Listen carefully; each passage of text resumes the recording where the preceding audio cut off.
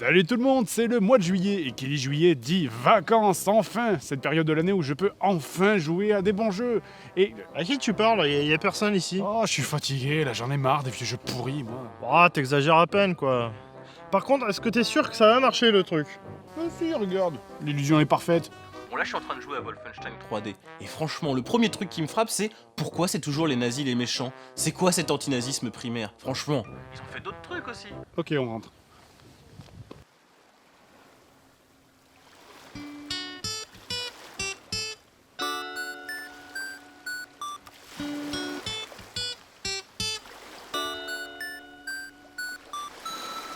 Un, deux, trois, quatre.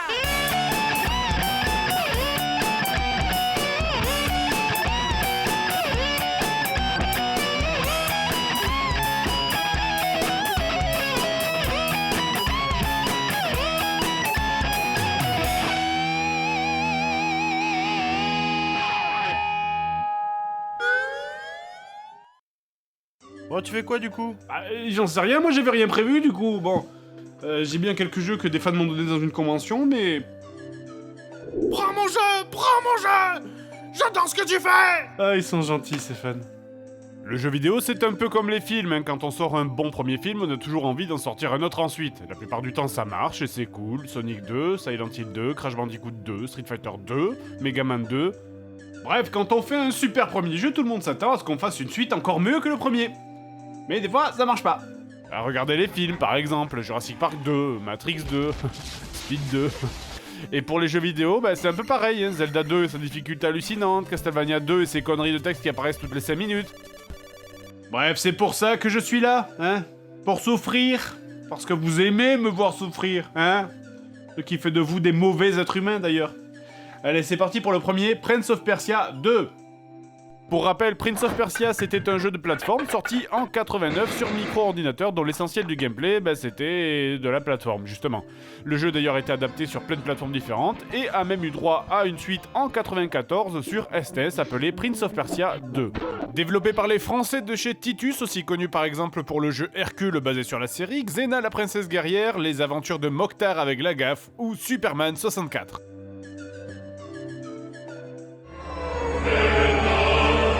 C'est parti donc, Prince of Persia, The Shadow and Flame, ou alors The Shadow and Flame, enfin bref.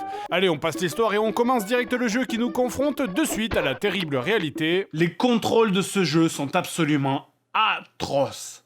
Concrètement, vous avez l'animation de saut qui est différente de l'animation de course, mais vu que l'animation de course est hyper détaillée, bah, si tu décides de sauter en courant, tu dois d'abord terminer un loop complet de l'animation de course avant de commencer l'animation de saut. Vous avez compris? Pour résumer, c'est de la merde. Ah. Sérieusement, regardez ce délai quand j'appuie sur le bouton saut, regardez. J'ai limite le temps de sortir un truc de ma poche. Si je me prends de plus près... Non, il fait un petit pas avant de sauter. Ah, mais ralentis pas! Sérieux, ce délai de la violence absolue. Je vais vous dire à quel moment j'appuie sur B pour sauter. Tac, là j'appuie sur B, voilà, et je tombe. C'est n'importe quoi ce temps de réaction. J'ai eu le temps de cuisiner un canard laqué! Et de le manger! Allez, saute! Putain, mais c'est pas vrai! Là, regardez, bon, attends, de suite, je saute là. Non, putain! Spugenie! Mamocha suten shopten konenzeka! On dirait que les mecs, ils ont essayé de respecter au maximum la physique des mouvements. Enfin, bon, moi je veux bien, mais alors faut respecter jusqu'au bout et pas prendre seulement ce qui t'arrange, quoi. Je veux dire, regardez ici, là, si on respecte la physique, sur ce saut, je devrais atterrir ici! Et pas tomber là comme un piano, là! C'est typiquement le genre de jeu où il y a trop d'animation. Je veux dire, dans Mario, t'appuies sur droite, ça va à droite. De suite, hein. Et c'est ça qui rend le jeu bien et jouable. Mais là, il y a trop d'animation dans le saut, dans la course, dans les demi-tours. Enfin, je veux dire, c'est quoi la prochaine étape, là? Là, vous voyez, nous avons réussi de manière parfaitement réaliste à reproduire les animations d'une vraie personne qui fait un saut et une roulade. Remarquez comment la personne titube et galère à se relever. Et c'est ce qui rend notre jeu magnifique et parfaitement injouable. Merci. Les boutons aussi ils sont super mal pensés. Du genre, par exemple, si tu veux rengainer ton épée, faut appuyer sur bas. Sur bas. Je veux dire, putain, on est sur Super NES. Le bouton X ne sert à rien, le L et le R ne servent à rien. Alors pourquoi tu mets le bouton rengainer sur bas, franchement? Le plus ridicule quand même, ça reste pour sauter. On est d'accord, hein, sur 99% des jeux de la planète, pour sauter... C'est les deux en même temps, ou alors c'est la direction plus le saut ensuite. Mais ici non, ici c'est l'inverse. Hein. Pour sauter, il faut d'abord appuyer sur le bouton saut et ensuite sur la direction. Comment vous voulez désapprendre en quelques heures ce que vous avez mis des dizaines d'années à apprendre dans tous les jeux vidéo du monde? Et surtout, pourquoi faire ça, putain?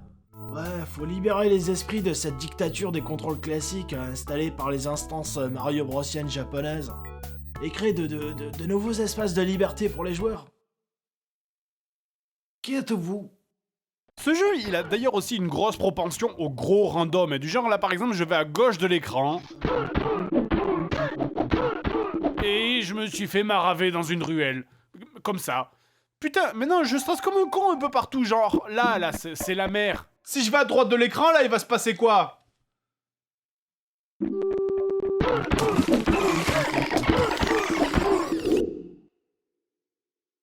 D'ailleurs, c'est un peu pareil pour tout, et à partir du niveau 3, il y a des interrupteurs partout. Sauf qu'il y en a qui sont des pièges, il y en a qui ouvrent des portes, il y en a qui font rien du tout, il y a des potions qui donnent de la vie, il y en a d'autres, c'est des potions de va te faire enculer, ça te fait perdre de la vie. Et les gouffres, un gouffre dans un jeu vidéo, c'est pas bien un gouffre. Mais dans ce jeu, des fois c'est pas bien, mais des fois ça va. C'est des gouffres sympas. Et pour avancer, il faut tomber dedans. Et voilà, c'est du pur die and retry. Ou alors, il faut essayer chaque gouffre pour savoir lesquels vous tuent et lesquels sont utiles pour avancer. On change pas les règles de jeux vidéo n'importe comment, enfin. Et puis à tous les gens là qui se disent ça va, c'est bon, c'est qu'un jeu, ça fait partie du jeu, je vous dis ok, allez, venez avec moi, on va faire un Monopoly et toutes les 5 minutes je vais changer toutes les règles. Vous allez adorer jouer avec moi. Mon armée envahit l'avenue Foch. Je prends le camembert arrêt divertissement et j'attrape ta souris. Uno. J'ai gagné. Bon, quant à la musique, non, en fait, c'est même pas de la musique, écoutez ça.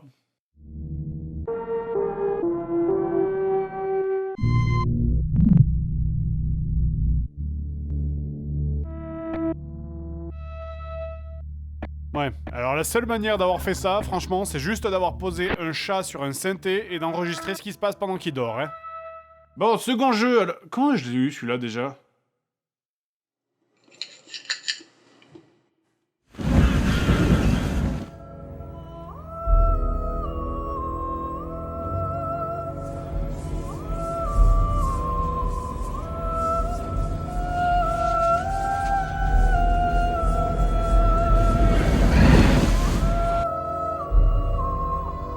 Cool, un jeu gratuit. Le premier Alex Kidd est sorti en 86 avec Alex Kidd in Miracle World, hein, c'est le plus connu, d'autant que le jeu était de base dans la Master System 2 et se lançait par défaut si on ne mettait aucune cartouche dedans. Alex Kidd d'ailleurs fut créé pour concurrencer Super Mario Bros en devenant au passage la mascotte de Sega avant d'être remplacé par Sonic. Pour ceux qui connaissent pas la série des Alex Kidd, ce sont des jeux de plateforme assaisonnés d'une légère dimension RPG, hein, par exemple la possibilité d'utiliser des objets dans un inventaire, contrairement à Mario. Alex Kidd in High Tech World, donc c'est le 3e épisode de la série Alex Kidd, sorti sur Master System, et ça diffère complètement des 2 épisodes précédents, puisque le jeu est devenu une sorte de RPG un peu bizarre. Et c'est là le premier pourquoi de ce jeu. Enfin, je veux dire, Alex Kidd in Miracle World, c'était le jeu de plateforme de la Master System. Alors pourquoi lui faire autre chose, enfin? Je veux dire, bon, ok, c'est vrai que pour Mario, ça a bien marché, maintenant il fait plein de trucs, mais là, c'est aussi pertinent que de mettre, j'en sais rien, moi, Kratos dans le prochain Professeur Layton. Bon, donc revenons au jeu. Le but du joueur ici étant de se rendre à une salle d'arcade, mais pour ça il doit d'abord sortir de son château. Et malheureusement, quelqu'un a déchiré le plan pour aller à la salle d'arcade, donc le but est simple, on cherche des bouts de papier dispersés dans le château pour assembler la carte qui nous indique comment aller à la salle d'arcade. Et donc on doit rentrer dans toutes les salles et fouiller un peu partout. On peut parler au PNJ, interagir avec les objets, etc. Donc là, il n'y a rien. Oui, la difficulté, c'est aussi que le manoir est immense et donc c'est super difficile de s'y retrouver. Un panneau signé à 3ème sur la droite. Bon, ça, on s'en fout, c'est pas pour tout de suite. Je vais aller voir à l'étage en dessous. Et... Hein? Alex a glissé et est tombé de l'escalier. Ouais, c'est super, mais... Game over? Je suis mort en tombant d'un escalier? C'est quoi cette mort de merde? On dirait un accident domestique. C'est là une partie du drame de ce jeu. Le moindre objet est susceptible de te tuer. Maintenant... Oh, je suis mort en utilisant l'ordinateur. Sérieux, l'ordinateur? Dans un jeu qui s'appelle High Tech World, l'ordinateur me tue. Imaginez maintenant quand ce genre de choses vous arrive après 1 heure de jeu. Bon, elle est où cette putain de carte là? Allez, un téléphone. Ok, je commande une pizza. Ah, c'est bien, ça sert à rien. Allez, une armure, est-ce que vous voulez la mettre? Oui, je veux.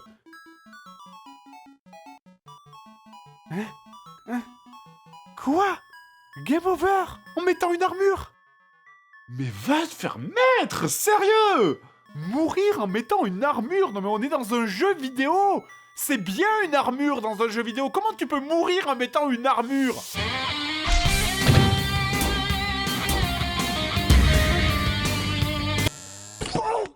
Il y a même plus aucun lien logique entre l'objet et la façon de mourir. C'est juste n'importe quoi.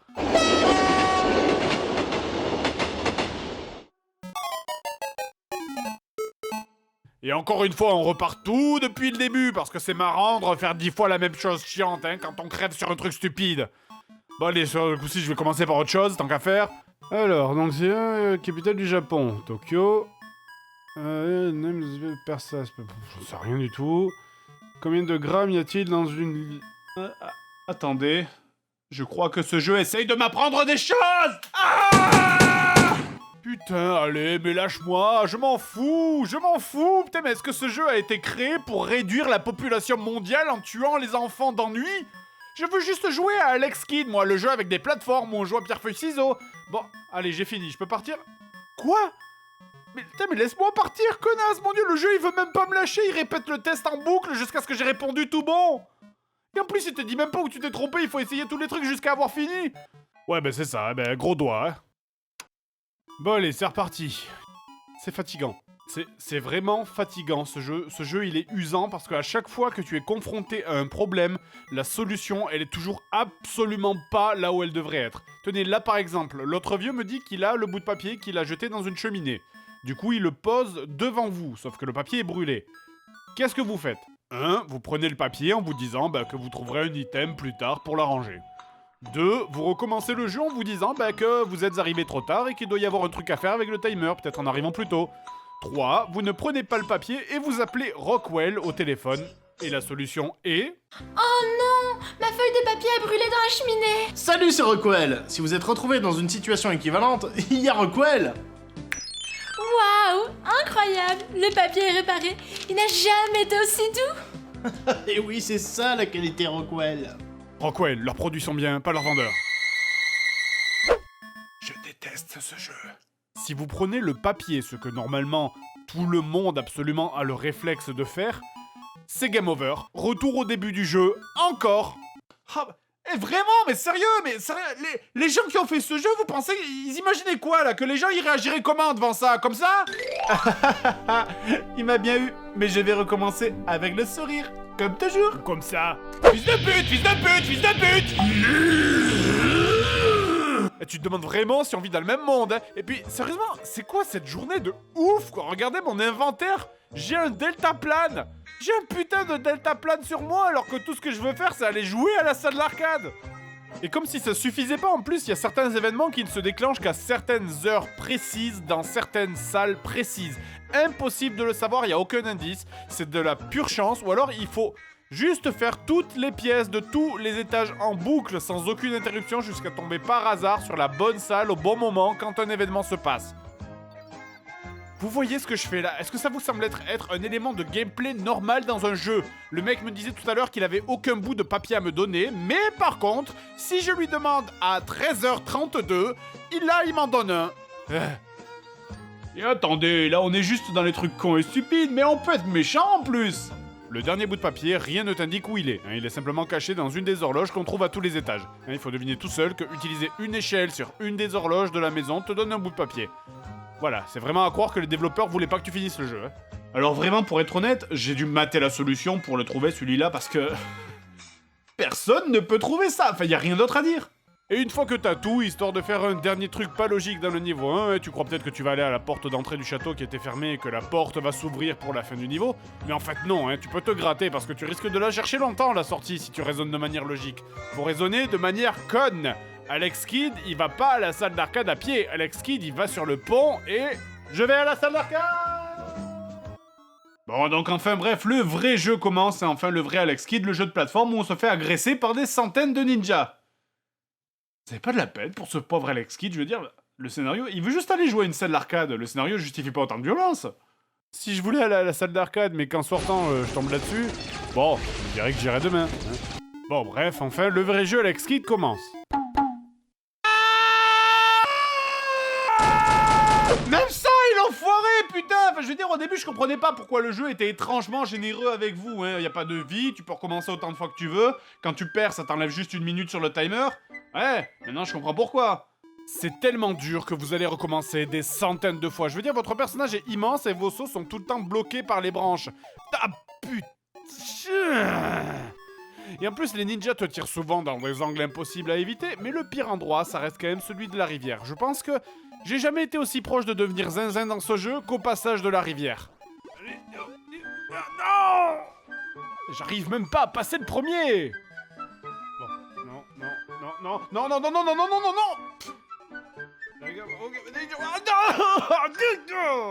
je vais y arriver en pissant le sang à cette salle d'arcade. Ah ben enfin, putain, c'est pas trop tôt. Ah non, mais c'est bon de chier! Voilà, c'est comme ça. C'est comme ça, c'est comme ça, c'est comme ça! Putain, allez, c'est bon, va te faire foutre. Bon, allez, donc une fois que vous avez fini cette partie plateforme, Grâce à la poudre Rockwell qui permet de faire des ellipses magiques quand je suis bloqué dans une vidéo, vous arrivez dans un village. Ce village, il y a plein de maisons. Il y a un fast-food, un vendeur de hot-dog, un vendeur de riz, un vendeur d'antiquités, il y a des maisons vides, il y a des maisons avec des gens, bref, il y a plein de maisons, hein. Et quand tu vas voir le PNJ tout au fond du village pour passer, il te dit que tu as besoin d'un pass pour avancer au niveau suivant. Donc, en fouillant un peu, tu as un PNJ qui te vend un guide qui s'appelle Comment imprimer un pass, tu dois aussi acheter une imprimante dans un autre magasin, ensuite tu dois parler à un PNJ qui t'imprime le pass, que tu vas montrer au garde du début, qui me tue. Va te faire... Ok, bon, donc c'était... Bon, ok, c'est un faux pass. Ah, les petits malins, c'était un petit troll, c'est mignon. Bon, donc je vais parler à un autre PNJ, hein. C'était le ninja qui est endormi plus tôt mais qui se réveille seulement après une certaine heure, et qui me dit d'aller acheter le pass auprès du vendeur de riz avec une lettre d'introduction qu'il me donne. Voilà, donc bah ça c'est le vrai pass, hein. Le vendeur de riz me donne donc le vrai pass que j'amène auprès du garde qui... What? Me tue aussi? Ce jeu veut ma mort, je te jure. Déjà, regarde-moi cet inventaire, c'est n'importe quoi. J'ai un hamburger, des frites, une bible et un flingue. J'ai trouvé un flingue dans une maison qui sert à rien. Le mignon petit Alex Kidd, 8 ans, se balade en ville avec une bible et un flingue, tout va bien. Je meurs avec le faux pass, je meurs avec le vrai pass. Bon, bah, j'en sais rien, je vais demander au garde. Quoi? C'est quoi cette ville de psychopathe? Le garde m'a tué juste parce que je lui ai parlé? Si tu parles 3 fois à ce type, il te tue. Il te bute, sans aucun avertissement. Regarde-moi ça. Il te dit exactement la même chose à chaque dialogue, comme tous les PNJ dans tous les jeux vidéo. Et d'un coup, il décide de me tuer parce que je lui ai trop parlé. Eh, j'espère que les mecs, ils développent pas des jeux récents. Commandant? Je dois y aller. Bonjour. Commandant? Je dois y aller. Bonjour. On marche complètement sur la tête, j'en suis réduit à essayer de cliquer partout sur tous les objets comme un idiot. C'est 17h, la salle d'arcade est fermée maintenant.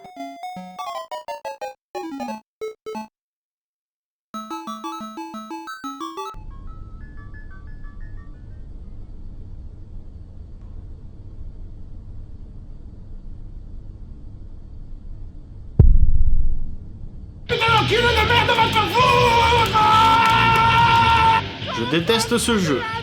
Il est vraiment pas bien. J'aimerais lui... Non, ça je peux pas dire. Ça non plus je peux pas le dire. Ah, ça c'est du polonais. Et attendez, j'ai pas fini. Vous voulez savoir ce qu'il faut faire pour finir ce niveau? Hein, vous voulez savoir la solution pour finir ce level? Vous devez rentrer dans le temple et prier. Prier 100 fois. 100 fois. Vous devez cliquer sur le temple, passer les 2 boîtes de dialogue, reculer, revenir et recliquer sur le temple 100 putain de fois. Vous êtes fous! Vous êtes fous, les gens qui ont fait ce jeu! Vous êtes fous! 100 fois, mais 100 fois! 100 fois, c'est long, en fait. Je vais compter jusqu'à 100 devant vous, tiens. 1, 2, 3... Bon, je veux pas vraiment le faire, mais 100 fois, c'est vachement long, et puis, c'est quoi la logique? S'il te plaît, Dieu, j'aimerais bien aller jouer à des jeux vidéo, s'il te plaît, s'il te plaît, s'il te plaît, s'il te plaît, s'il te plaît, s'il te plaît, s'il te plaît, s'il te plaît, s'il te plaît, s'il te plaît, s'il te plaît, Oh, s'il te ça plaît. va, c'est bon, j'ai entendu, prends-le, t'en passes. Un truc qui marche pas au bout de 5 ou 6 fois dans un jeu vidéo, il va pas marcher au bout de 100 fois. C'est pas, ça marche pas comme ça, le monde. Bon, au moins, je suis soulagé d'avoir fini ce niveau. Tu as un PNJ qui te vend un guide qui s'appelle Comment imprimer un pass, tu dois aussi acheter une imprimante dans un autre magasin, ensuite tu dois parler à un PNJ qui Attends. t'imprime le pass, que tu vas montrer aux gardes du début. Tout ce village ne sert à rien. La totalité des PNJ, des maisons, tous les objets, toutes les quêtes, tout l'argent dans le niveau précédent avec les plateformes, tout la Bible, le flingue, la lampe, tout. Absolument tout ne sert à rien. Tout est inutile. Ce village, c'est juste un énorme troll, en fait. Mais j'ai presque envie d'applaudir en fait, c'est génial, c'est même pire que Alf. Parce que dans Alf, au moins, c'était juste un bouquin que t'as acheté par erreur, mais ici, c'est une série de quêtes avec plein d'étapes, avec une certaine logique qui t'amène d'un endroit à l'autre dans le village, tout ça pour mourir. Y a aucun autre aboutissement que la mort dans ce village. Les mecs qui ont fait ce jeu, ils détestaient réellement les gens, c'est génial. Je veux dire, si j'avais une médaille en forme de trou du cul, je leur donnerais immédiatement, quoi. Allez, c'est bon, ça suffit, fini les jeux pourris, rendez-vous à la rentrée. Bah tu vas où? Mais enfin, mais où est-ce que tu... Vole. Vole aussi haut que les anges.